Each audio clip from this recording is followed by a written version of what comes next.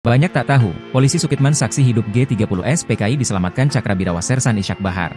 Dalam peristiwa gerakan 30 September, G30S, di Jakarta pada tahun 1965, ada sosok polisi bernama Sukitman yang terlibat secara tidak sengaja. Dihimpun dari berbagai sumber, Sukitman adalah seorang polisi muda yang sempat ikut diculik ke lubang buaya di Cipayung, Jakarta Timur, bersama para jenderal TNI Ed. Sukitman tidak hanya menjadi saksi hidup peristiwa G30S, tetapi juga berperan dalam penemuan sumur tua di lubang buaya, yang menjadi lokasi pembuangan 7 jenazah anggota TNI Ed korban G30S.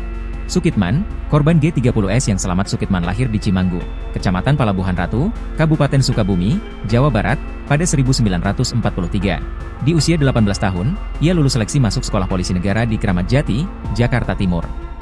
Pada 1963, Sukitman menyelesaikan pendidikannya dan dilantik menjadi agen polisi tingkat 2. Ia kemudian memulai karir di Markas Polisi Seksi 8 Kebayoran, Jakarta.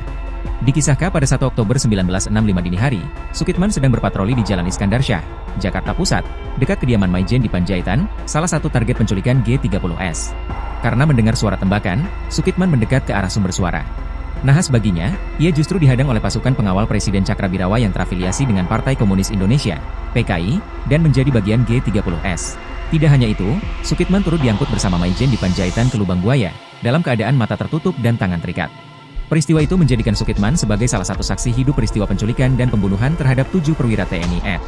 Sebagai saksi hidup, keberadaan Sukitman tentunya dapat menjadi ancaman bagi para pelaku G30S. Oleh karena itu, Sukitman sebenarnya juga hendak dibunuh di lubang buaya, tetapi dicegah oleh Ishak Bahar. Ishak Bahar adalah seorang sersan mayor dari Batalion Cakrabirawa yang ditugaskan untuk menjaga lubang buaya oleh Letkol Untung, pemimpin Batalion I Cakrabirawa. Ketika para pasukan Cakrabirawa sibuk mengurusi jenazah Jenderal TNI Ed, Ishak meminta Sukitman bersembunyi di dalam mobil jeep agar tidak ditembak. Karena itulah, Sukitman bisa selamat dan lolos dari eksekusi di lubang buaya.